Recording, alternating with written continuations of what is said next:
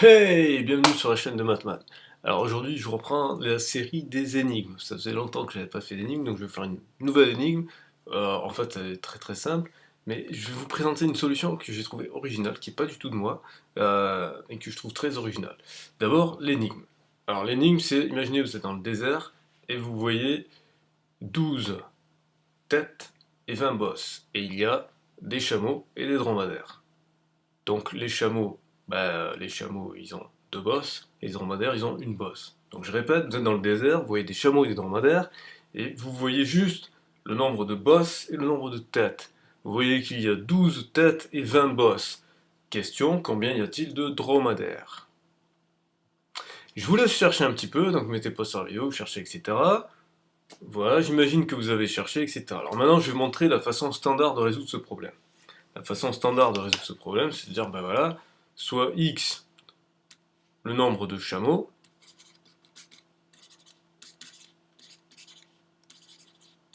et soit y le nombre de dromadaires. Soit y le nombre de dromadaires.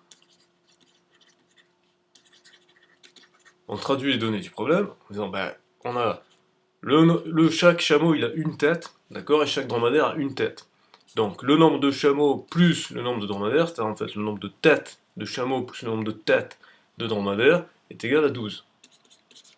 Et on a que, eh bien, chaque chameau a deux bosses, donc c'est deux fois le nombre de chameaux, plus une fois le nombre de dromadaires, qui donne le nombre de bosses total. Puisque nous avons deux bosses par chameau et une seule bosse par dromadaire. Donc c'est le nombre de chameaux multiplié par 2, plus le nombre de dromadaires, qui donne le nombre de bosses. Donc ça, pour pouvoir résoudre ce problème, il faut avoir un niveau à partir de la classe de 3e. Parce que c'est en classe de 3e que vous apprenez à résoudre ce genre de système. Alors, il y a plusieurs façons pour résoudre ce problème. Il y a la façon qu'on appelle par substitution, c'est-à-dire par exemple de remplacer y, d'exprimer y en fonction de x, donc en faisant comme ça, en disant ben voilà, y c'est 12 moins x, et dans la deuxième équation, je vais remplacer y par 12 moins x, qui va me donner une équation qu'avec des x. Et donc je vais pouvoir résoudre, donc ici ça va faire 2x plus 12 moins x égale 20, donc 2x moins x ça fait x, et 20 moins 12 ça fait 8. Et donc du coup x égale 8, c'est-à-dire qu'il y a 8 chameaux, et du coup, puisque x est égal à 8, 12 moins 8 ça fait 4, et donc il y a 4 dromadaires. Donc ça c'est une façon très simple de résoudre. Une autre façon de résoudre, c'est de dire, ben voilà, je fais la ligne 2 moins la ligne 1, et c'est encore plus rapide, puisque je fais cette soustraction-là, c'est-à-dire cette ligne moins celle-là, 2x moins x ça fait x, y moins y ça fait 0, et 20 moins 18 ça fait 8. Et on voit qu'on obtient exactement les mêmes résultats. Donc ça, c'est la façon standard. Donc ça, c'était l'interprétation algébrique basique, c'est la méthode la plus efficace pour résoudre ce problème, cette classe de problème. Maintenant, il y a une autre façon de faire, c'est de dire, mais si on essayait de voir ça graphiquement. Et oui, parce qu'en fait, on peut voir ce problème comme un problème de ce qu'on appelle d'intersection de droite, de régionnement du plan. Et oui, pourquoi? Parce que, eh bien, si on fait une représentation graphique, comme ceci, donc on trace deux axes, alors là, je le fais un petit peu, voilà, comme ça, un peu à la main, après je vais vous montrer sur GeoGebra pour que ce soit plus propre, mais déjà pour montrer que on peut faire ça, en fait la première équation on peut la transformer en disant que c'est y égale 12 moins x que j'ai fait tout à l'heure, c'est-à-dire qu'en fait on peut l'avoir comme une représentation graphique d'une fonction affine. Donc en particulier lorsque x vaut 0, ben, ça fera 12, donc, imaginons que là c'est 12, et lorsque x vaudra 12, donc hop là c'est 12, et ben ça fera y sera égal à 0, donc je la trace en violet comme ça, donc on a la première droite qui est ici comme ça. Voilà, bon, je trace pas les traits bien droits. Voilà. La deuxième droite, comment est-ce qu'on peut la voir? Ben, la deuxième droite, on peut la voir comme y égale 20 moins 2x. Donc celle-là, c'est quand x vaut 0, y sera égal à 20. Donc si ça, on indique que ça faisait 12, ben, à peu près là, on descend un petit peu, on arrive là, quoi. Voilà. Et du coup, pour que ça fasse 0, il faut que x soit égal à 10. Donc si là, on est à 12, bon, ben, on va dire que là, on est à peu près à 2. 10, je voulais dire. Et donc voilà, on trace ça comme ça. Donc ici, on va relier ça comme ça. Et voilà. Et donc là, on a notre point d'intersection. Et notre point d'intersection, bon ben là, bon ben grosso modo, c'est à peu près pas trop moche. On a notre machin, c'est-à-dire x égale 8 et y égale 4. Voilà, donc c'est l'intersection de ces deux droites, ça nous donne la solution à notre problème. Donc c'est-à-dire qu'on a une vision graphique de ce problème. Alors je vais juste passer sur GeoGebra, voilà, parce que ça sera quand même un peu plus joli. Sur GeoGebra, même si on ne connaît pas correctement les équations de droite, on peut en fait résoudre le système en écrivant ce que c'est. Il va automatiquement écrire notre équation de droite, parce que ça c'est la forme générale des équations de droite. Euh, pour savoir un peu comment ça marche les équations de droite plus en détail, je vous mets un lien dans la description vers ma vidéo sur mon autre chaîne où c'est plus en mode je fais le cours vraiment détaillé, etc. Là, c'est pas un cours, c'est juste des petites devinettes et des petites astuces pour pouvoir rapidement résoudre ce genre de problème. Voilà, et je trace l'autre droite, donc c'est-à-dire notre équation, c'est-à-dire donc 2x plus y est égal à 20.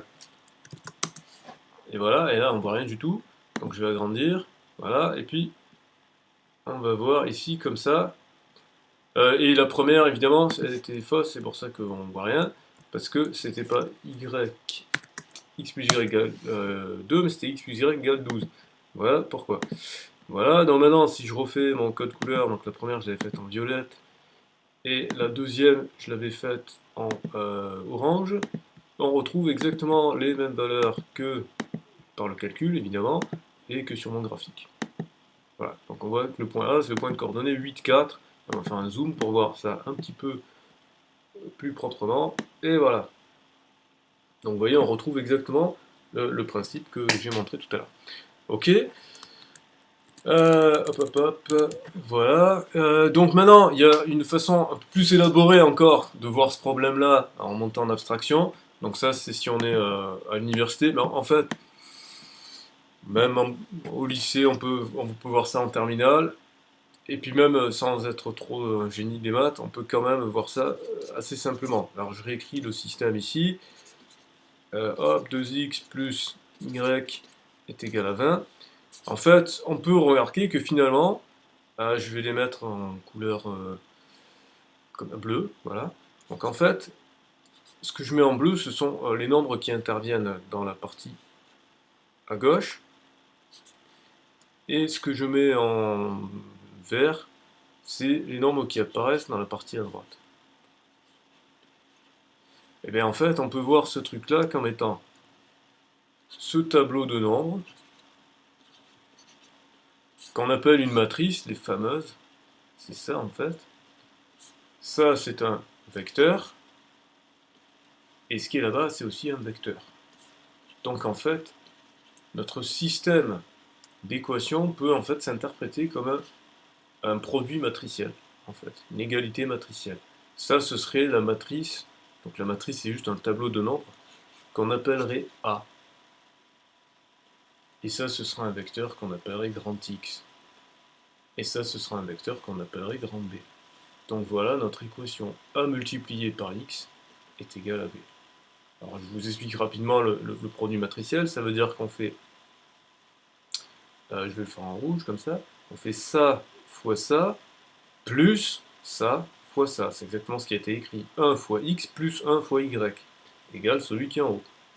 Et ensuite, on fait pareil avec l'autre.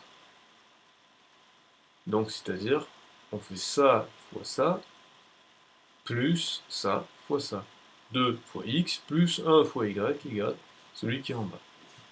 Vous savez maintenant faire un produit matriciel. Donc, une fois qu'on a ça, on a une technique qui s'appelle la formule de Cramer, qui dit, voilà, pour avoir les solutions, donc on peut avoir les solutions en un coup. Les formules de Cramer, pour ceux qui sont à l'université, qui regardent ces vidéos, ça marche, enfin c'est utile pour les calculs à partir du moment où on ne dépasse pas l'ordre 2. Parce qu'à partir du moment où on atteint l'ordre 3, c'est-à-dire où on a une matrice avec 3 colonnes et 3 lignes, ça devient vite infernal pour les calculs, c'est pas une méthode efficace. Mais pour les matrices d'ordre 2, c'est vraiment très efficace et c'est très simple à voir. Ce qu'on va faire, c'est qu'en fait on va sélectionner, je vais le faire comme ça, on va dire voilà, d'abord je m'intéresse à celui qui est là, c'est-à-dire x. Donc je vais prendre ce tableau de nombres et je vais le remplacer par la colonne du vecteur qui est là. Donc ça va donner quoi? Ça va donner ce tableau-là. Voilà. Et je divise par le tableau initial. Donc c'est ça la technique de Cramer pour avoir directement la formule. Donc le tableau initial c'était 1, 2, 1. Et voilà. Et la règle du calcul là-dedans, c'est de dire qu'on fait ça fois ça, moins ça fois ça. Et là, c'est pareil.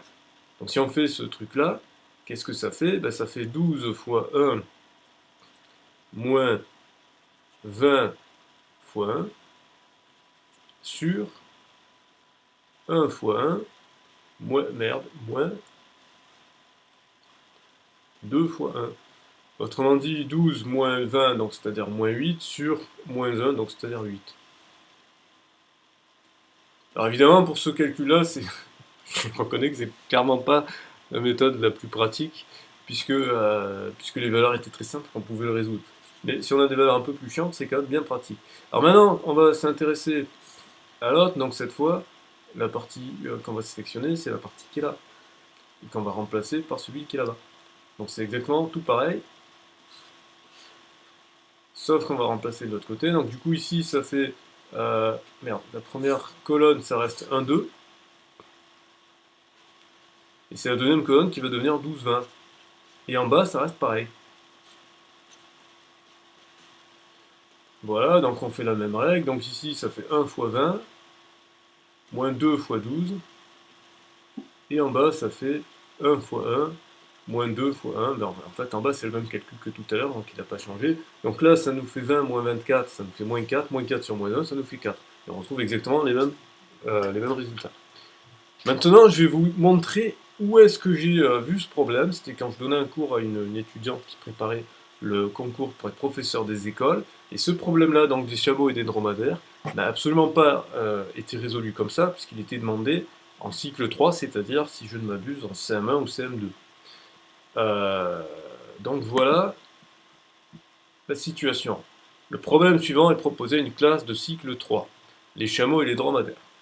Dans un troupeau composé de chameaux, de bosses et de dromadaires, une bosse, on compte 12 têtes et 20 bosses. Combien y a-t-il de dromadaires?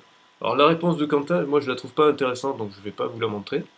Moi, celle que je trouve très intéressante, c'est la réponse de Ramia. Et j'ai trouvé ça absolument génial qu'une élève de CM2 ait pensé à cette méthode-là. C'est une méthode que je trouve très très très ingénieuse. Alors déjà, je vous laisse l'observer, je vous laisse un petit peu essayer de réfléchir à comment est-ce qu'elle a réfléchi à sa démarche, c'est-à-dire en fait répondre à la question du sujet. Il faut savoir que ça, c'est un exercice qui a été posé dans le sujet du concours de l'année dernière pour la partie didactique. La didactique, c'est quand on réfléchit aux techniques pédagogiques, aux techniques d'enseignement.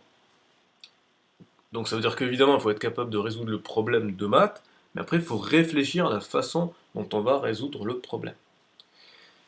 Et expliquer. Là, dans ce cas-là, il faut découvrir et comprendre quelle est la méthode qu'a utilisée l'élève pour résoudre ce problème. Alors maintenant que je vous ai laissé le temps de réfléchir à ça, je vais vous expliquer. Bien, en fait, ce qu'elle a fait, et c'est ça que je trouve absolument génial, elle a dit, ben voilà, je vais mettre les 12 têtes, pardon, puisqu'on a dit qu'il y avait 12 têtes, donc les ronds, ils symbolisent les têtes.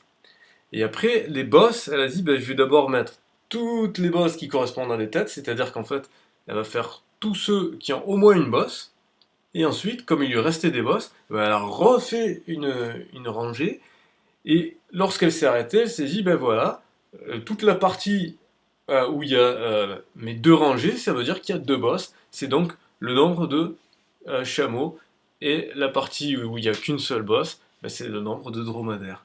Ce qu'elle a fait en fin de compte ici, c'est une véritable division euclidienne. Et c'est ce que je vais vous montrer ici. Elle a fait la vraie division euclidienne, mais elle l'a schématisée en fait. Elle a fait une division euclidienne, j'allais dire, avec les mains, quoi. Donc ce qu'elle a fait en fait, c'est la division euclidienne de 20 par 12. Donc il y va une fois, et donc ça fait 20 moins 12, et il reste 8. Et donc c'est exactement ce qu'on voit ici. Ici, donc il y a les 1 fois 12, et il reste 8. Voilà, donc j'espère que ça vous a plu, parce que c'était l'objectif. Je vous ai montré donc à partir d'un même problème mathématique qui peut passer même pour une sorte de petite blague ou un vrai problème, hein, par exemple, euh, on peut l'interpréter énormément de manières différentes. Il y a énormément de méthodes pour pouvoir résoudre un problème, et on a toujours intérêt à regarder les choses de façon différente. On peut se dire, mais a priori, ce problème de chameau et de dromadaire, ben, il n'avait rien à voir avec ce que ça peut être les matrices et ce qu'on appelle l'algèbre linéaire. a priori, ce problème-là n'avait rien à voir avec des représentations graphiques de droite et des questions d'intersection de droite.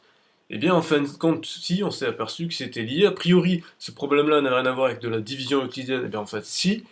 Voilà, donc c'est ça les maths. Il y a toujours plein de façons de voir les choses. Et c'est toujours intéressant de regarder même des choses qui paraissent triviales sous un angle neuf et en essayant toujours de changer de perspective. Donc, restez ouvert et cherchez à toujours ouvrir et changer votre perspective. Et je vous dis à bientôt pour une prochaine vidéo.